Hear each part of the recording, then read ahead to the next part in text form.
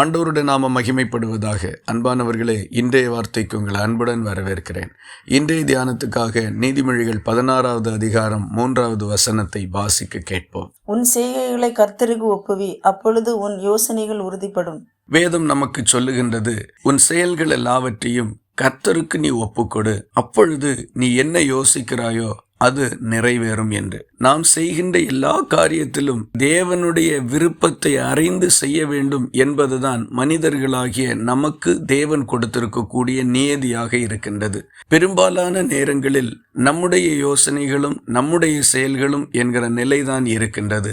இயேசு கிறிஸ்துவை கவனித்து பாருங்கள். அவருடைய ஜெபத்திலே கூட, உமக்கு சித்தமானால் இந்த பாத்திரம் என்னை விட்டு நீங்கும்படி செய்யும், ஆகிலும் என்னுடைய சித்தத்தின்படி அல்ல உம்முடைய சித்தத்தின்படியே ஆக கடவது என்று தேவனுடைய விருப்பத்திற்கு தன்னுடைய விருப்பத்தை விட்டு கொடுக்கின்றார். இந்த ஒரு நல்ல முறைமைதான் நம்முடைய வாழ்க்கையிலேயும் பின்பற்ற வேண்டிய மாதிரியாக இருக்கின்றது. இதை செய்வோமானால் நாம் ஒருபோதும் தவறிழைத்து விட மாட்டோம்.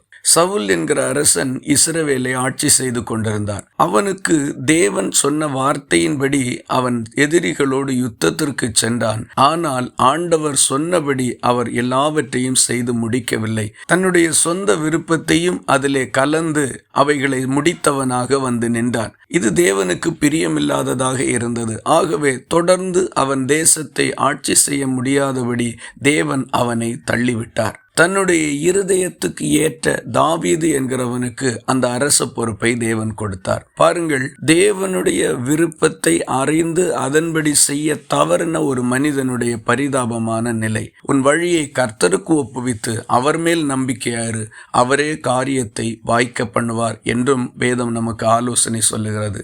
எதை செய்தாலும் எதை யோசித்தாலும், ஆண்டவரே இந்த காரியங்களை செய்யலாம் என்று நான் நினைத்திருக்கிறேன், இதை உம்மிடத்தில் ஒப்பு கொடுக்கின்றேன், நீர் எனக்கு துணை நின்று உமக்கு சித்தமானால் இதை வாய்க்க பண்ணும் என்று கர்த்தரிடத்தில் ஒப்புவியுங்கள்.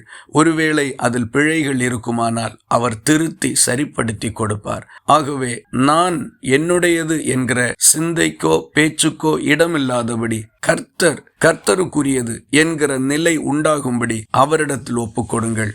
உங்கள் யோசனை உறுதிப்படும், நீங்கள் வாய்க்க பெற்றுக் கொள்வீர்கள். இந்த வார்த்தைகள் இந்த நாள் முழுவதும் உங்களுக்கு ஒரு ஆசீர்வாதமாய் இருப்பதாக. ஜெபிக்கலாமா? எங்களை நேசிக்கிற அன்பு நிறைந்த நல்ல ஆண்டவரே, நாங்கள் உம்மை நன்றியோடு துதிக்கிறோம். இந்த காலை வேளையில் எங்கள் யோசனைகளையும் திட்டங்களையும் நாங்கள் மனதில் நிர்ணயம் பண்ணி இருக்கின்ற காரியங்களையும் உம்மிடத்தில் ஒப்பு கொடுக்கின்றோம். உமக்கு சித்தமானபடி இவைகளை கர்த்தர் வாய்க்க பண்ணும்படியாய் நாங்கள் ஜெபிக்கின்றோம். ஒருபோதும் தவறுகள் நடந்து விடாதபடி எங்களை காத்துக்கொள்ளும். வெற்றி சிறக்க பண்ணுகிற கர்த்தருடைய கரங்களில் தருகிறோம். ஜெபத்தை கேட்டதற்காக ஸ்தோத்திரம். இயேசு கிறிஸ்து மூலம் வேண்டிக் கொள்கிறோம் எங்கள் அன்புள்ள நல்ல பிதாவே, ஆமேன். கர்த்தர் தாமே உங்களை ஆசீர்வதிப்பாராக.